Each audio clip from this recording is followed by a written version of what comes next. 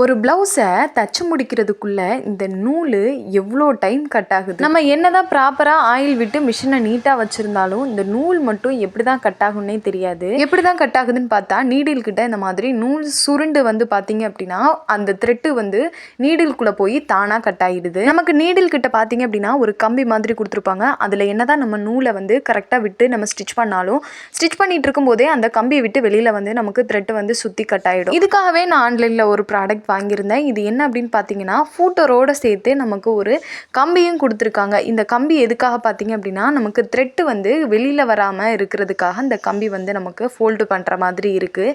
இந்த ஃபூட்டரை எப்படி நம்மளோட மிஷினில் வந்து ஃபிட் பண்ணுறதுன்னு பார்க்கலாம்.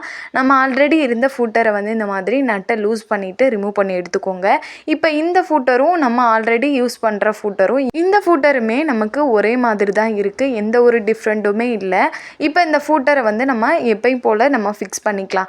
இப்போ நல்லா டைட் கொடுத்துக்கோங்க. இந்த மாதிரி ஃபுல் டைட் கொடுத்துட்டு நீடில் நேராக இருக்கான்னு பார்த்துட்டு நம்ம எப்பயும் போல் நூல் எப்படி வந்து கோர்ப்போமோ அதே மாதிரி கோர்த்துட்டு த்ரெட்டை வந்து கீழ்ப்பக்கமாக திருப்பி விட்டுருங்க. இப்போ அது ஸ்டிச் பண்ணும்போது பார்த்தீங்க அப்படின்னா நமக்கு நல்லாவே ஸ்டிச் ஆகுது. த்ரெட்டு வந்து பார்த்திங்க அப்படின்னா நமக்கு எக்ஸ்ட்ரா இந்த மாதிரி சைடில் வரும் இல்லையா, அந்த மாதிரி நமக்கு எந்த ப்ராப்ளமுமே இதில் வர்றதில்ல.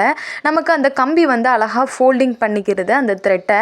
இந்த ப்ராடக்ட் நான் ஆன்லைன்லேருந்து தான் பர்ச்சேஸ் பண்ணியிருந்தேன். உங்களுக்கும் வேணும் அப்படின்னா நான் மேலே டேக் பண்ணுறேன், செக் பண்ணி பாருங்கள்.